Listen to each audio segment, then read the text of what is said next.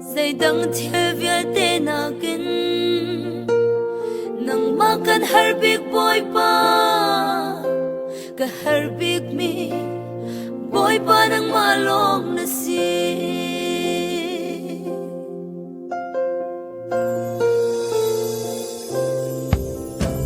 dây đắng việc tê na kinh boy pa nang kan harbik dây đắng theo việc tê na kinh makan harbik boy pa ka harbik mi boy pa nang malong na si boy pa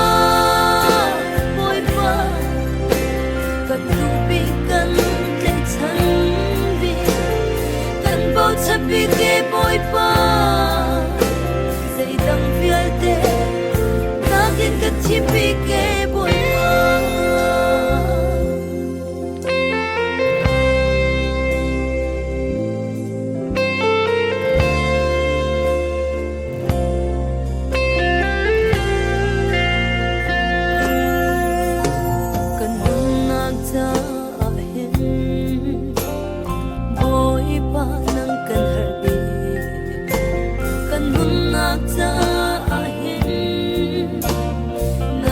harbik ke boy pa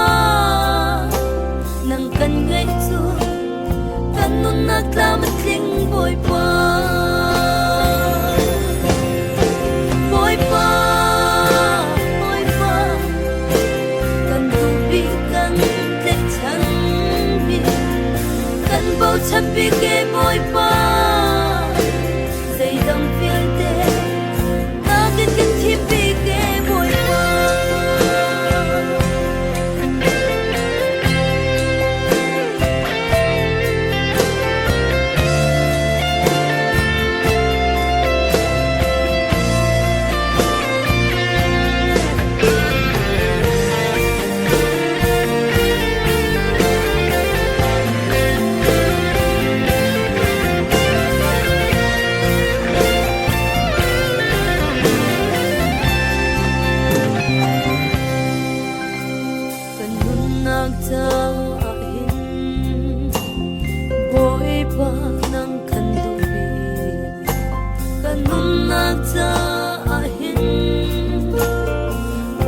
nang kan chim bi ke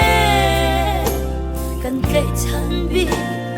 kan kha shim shim ti lai lo boy pa kan du bi kan kai chan bi kan bao chap bi ke boy pa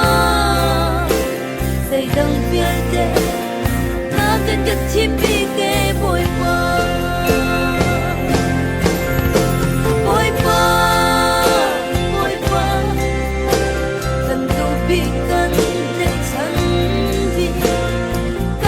chabi ke boy pa